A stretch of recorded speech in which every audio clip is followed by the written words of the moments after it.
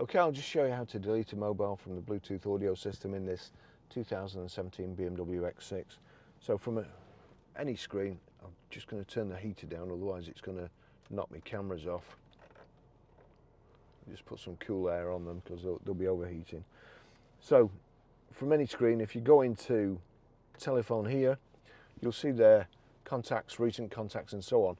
But on the right hand side, if you knock the eye control across there, you see connect new device or my phone there.